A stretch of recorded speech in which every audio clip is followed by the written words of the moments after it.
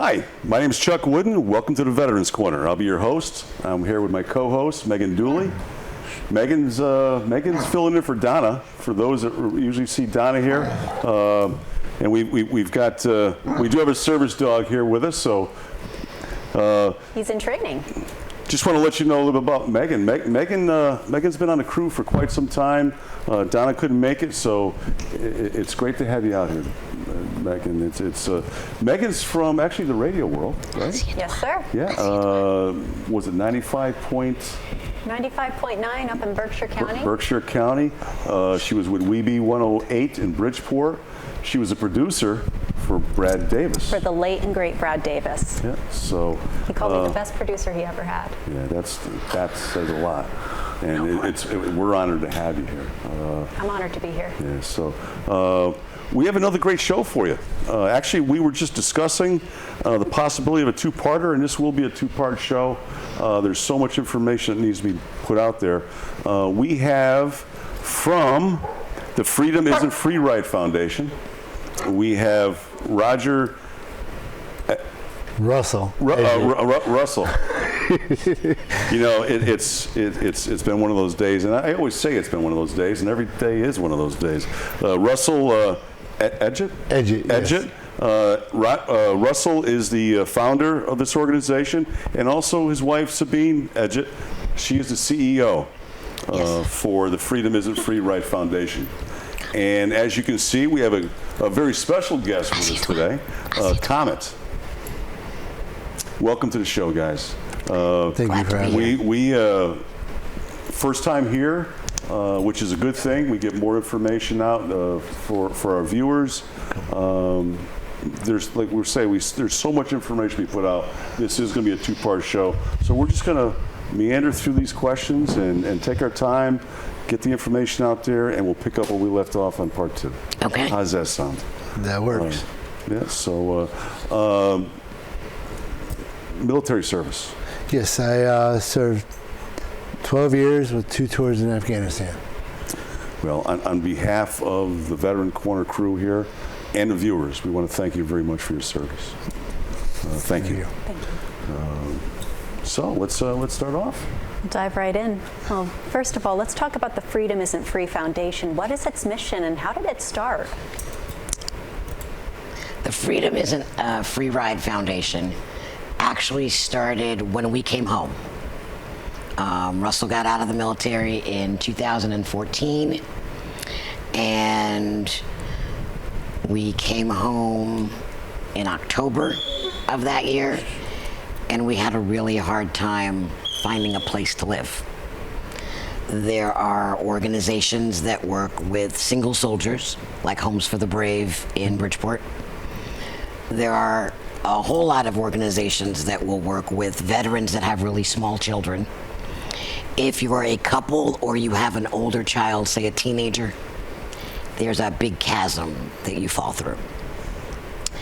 So we spent 2.5 years doing the couch tour and sleeping in the Jeep before we finally found a place to call home. And throughout that time, Russell, being the stellar soldier that he was, said, my fellow service people should not have to deal with this. That's it. And he said, we need to do something about it. So that's how the organization got started. We started with one event, and that was our charity motorcycle ride. And we started in 2016. We are a fully vetted 501c3. And if we run out of money, rather than go to our donations, we go to our pockets. So we make no money from the organization, and most of it is self-funded. We use the donations that we get to work with our veterans. And what we do is help them find housing that meets their needs. You know, there's being a veteran, and then there's being a veteran that has a need for occupational therapy equipment at home, physical therapy equipment at home, a caregiver. So a one-bedroom apartment is not necessarily going to meet those needs. We work with veterans. We help them to find affordable apartments within their budgets, which have the space that they require. Russell, for example, requires a room for occupational therapy equipment, a room for physical therapy equipment, and luckily for him, I am his caregiver, so we don't need an extra room for that. Yeah. Now, with how does the organization work? We started out word of mouth, and we're still mostly word of mouth. We do events, throughout the year, but basically we have a website, which is https:// the Freedom Isn't Free Ride Foundation.net. And wherever we go, we let people know what we're doing. We do a lot of southwestern Connecticut veteran activities.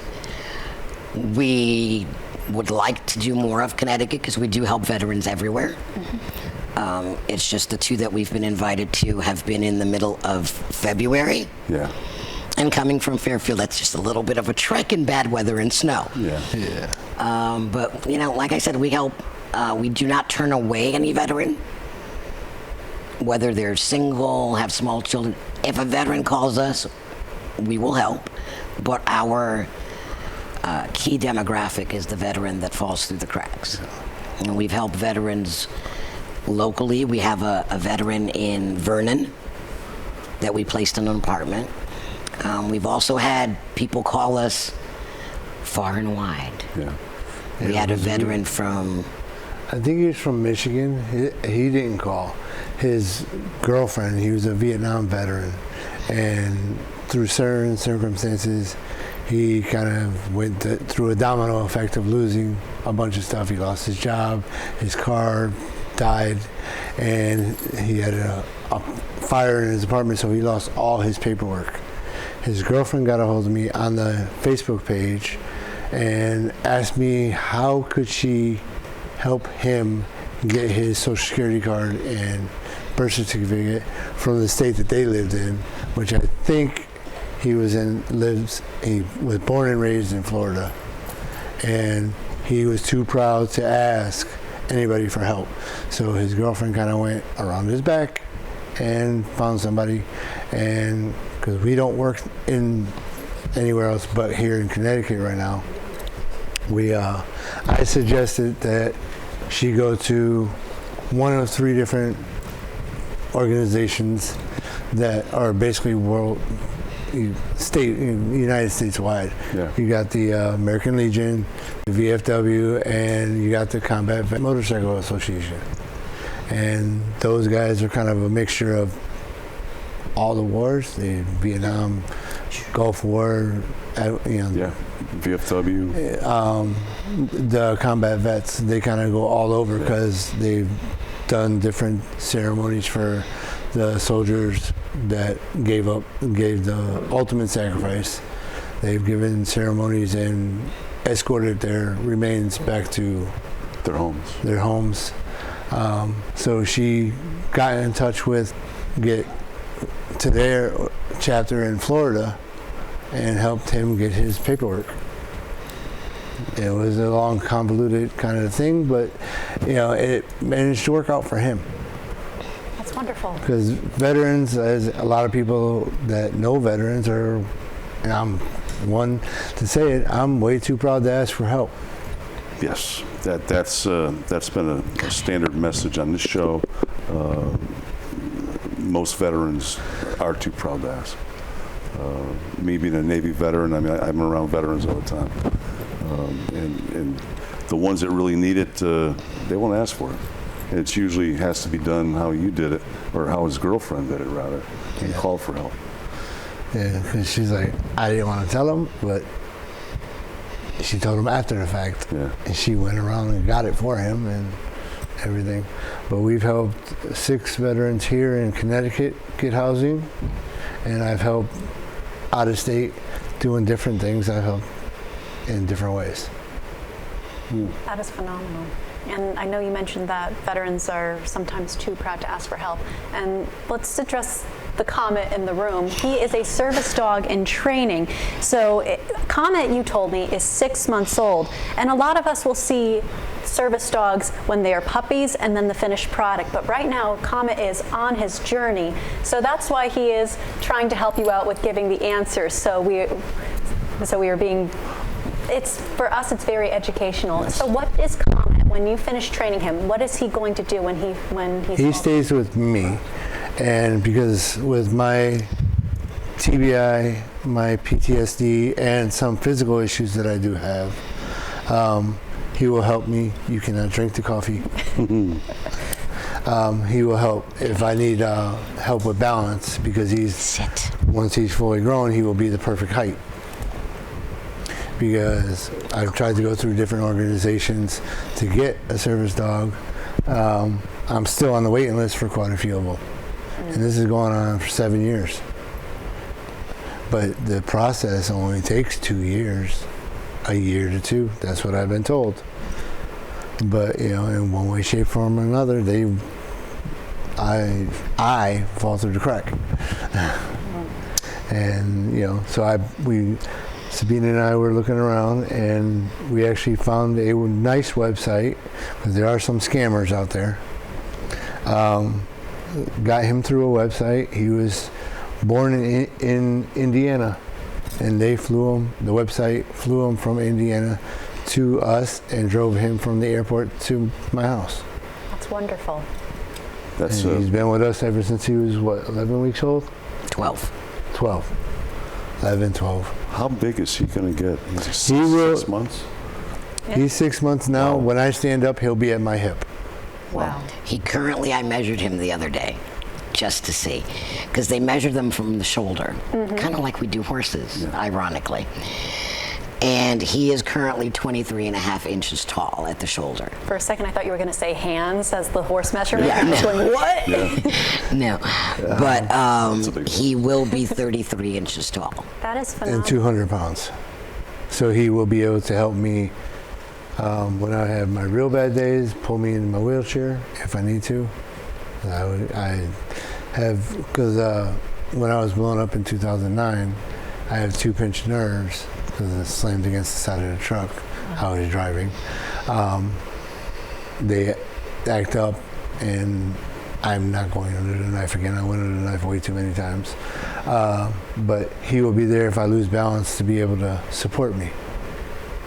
Wow. Walking up and down the stairs, walking in general, because there's certain commands that he will be taught to, like when I'm going up the stairs, to brace. So I'll use the handrail and him to go up the stairs, kind of like crutches. That is spectacular. I wasn't aware that service dogs are trained specifically. They're going off subject, but they're trained to do a lot of things for anybody that needs a service dog.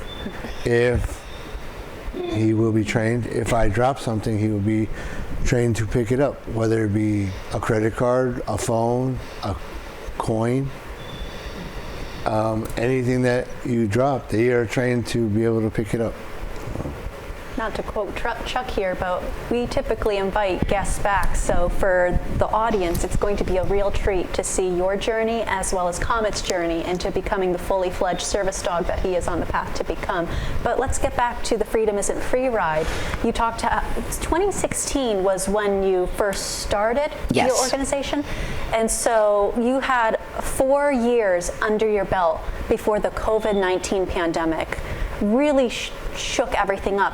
How did that affect your business, and how did you see through to the other side? That's a really good question.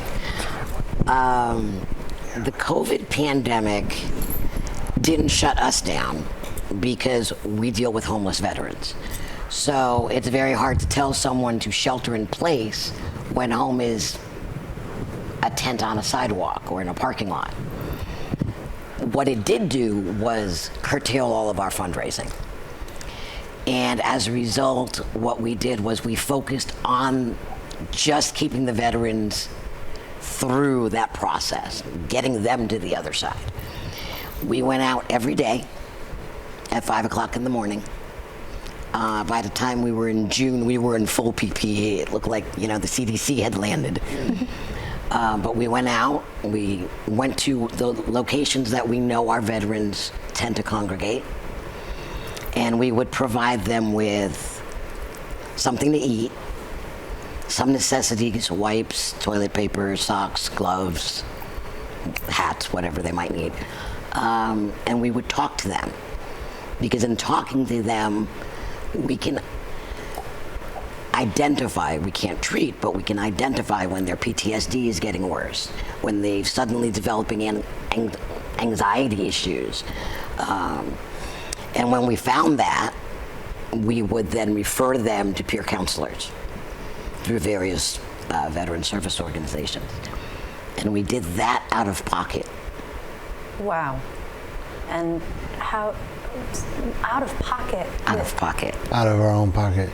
Because I make very, being disabled, she gets a stipend from the VA for being my caregiver, and I get my VA benefits. I get a little bit from Social Security.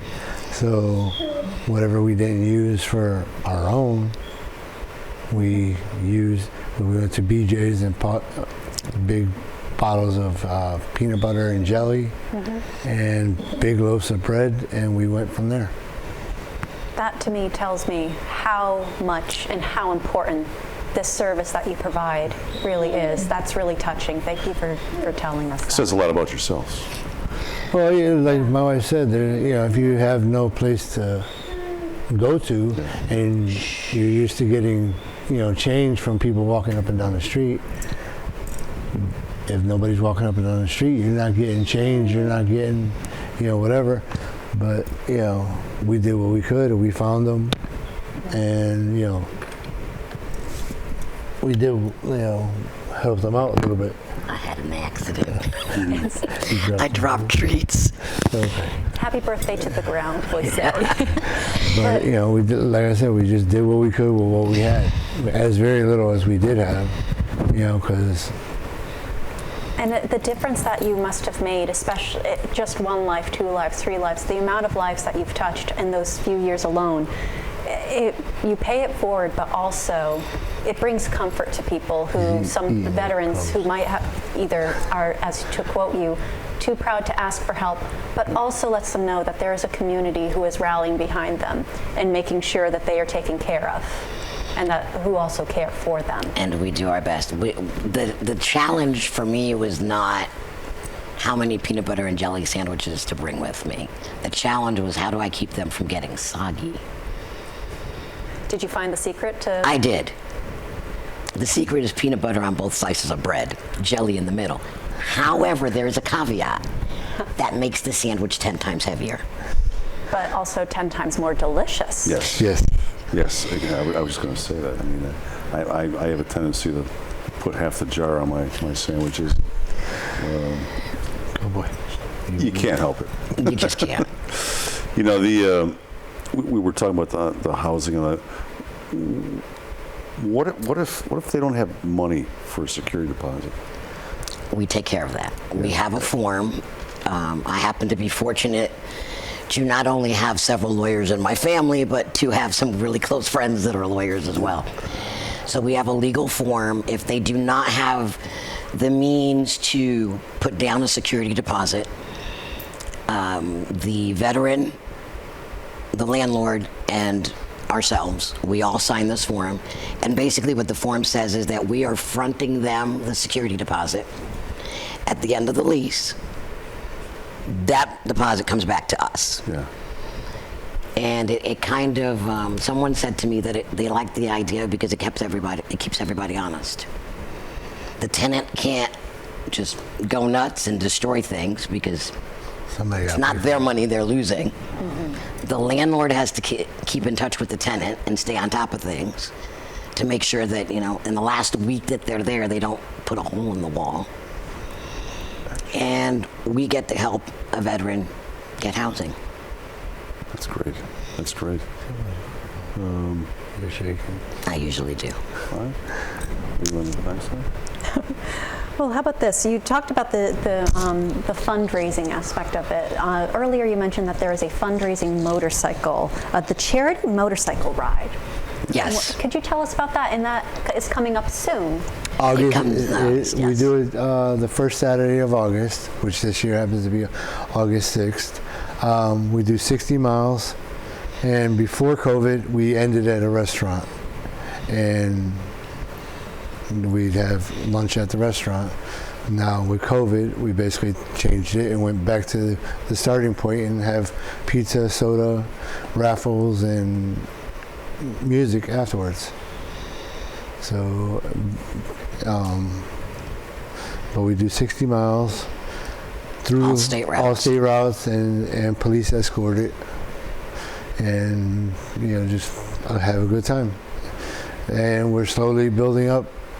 We've had, last year was our biggest year so far. We had 35? Yeah. We had 35 bikes on top of some of them had passengers, but we started. We had six riders on top of with myself. And yes, I do ride. It's about the only thing I feel comfortable enough to do by myself, and not have to freak out at any time. I do it. I have problems sometimes driving the car. I feel like I'm in one of the military vehicles, and I'm all over the place. Well, the bike's good therapy. Yes, as a lot of people call it, it's called wind therapy. Yeah, exactly. There's also a big event that you do. Is it the gala?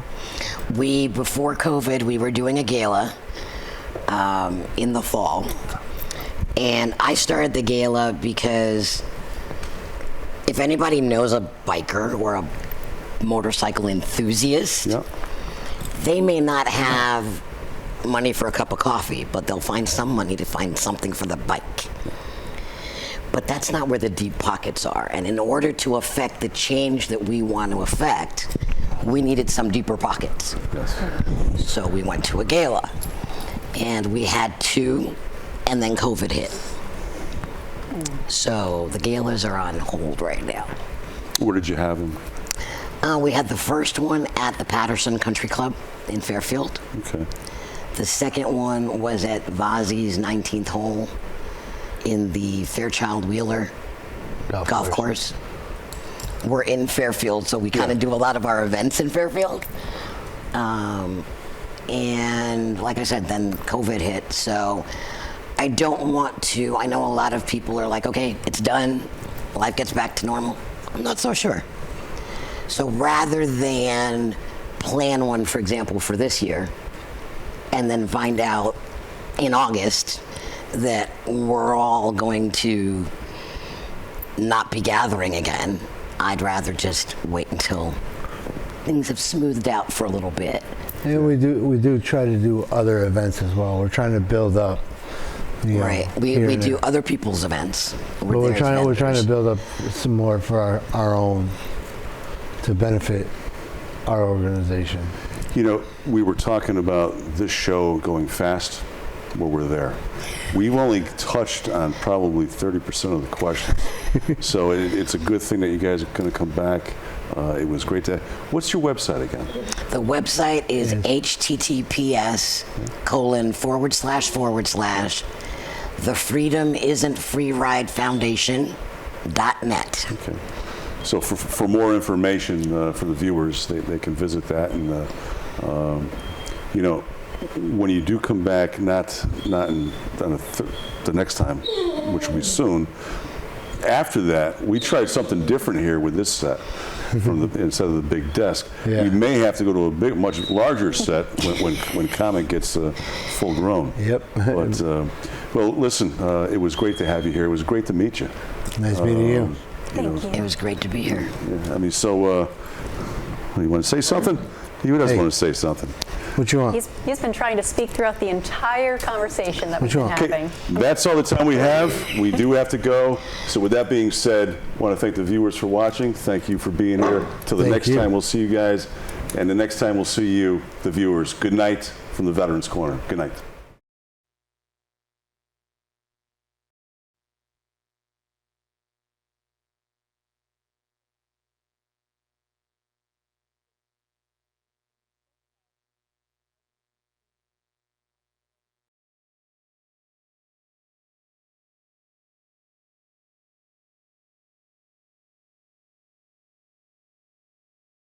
Riverview Apartments is Bristol's 2-time beautification award-winning residence community for adults age 55 and older. They offer 1 or 2 bedroom apartments with modern appliances, air conditioning, wall-to-wall carpet, and tiled floors. Both heat and hot water are included. Riverview also offers a wide range of activity rooms that include a billiard parlor and a spacious community room. It is handicap accessible with safe, secure parking for tenants and ample off-street parking for visitors. 860-940-6757 or riverviewbristol.com.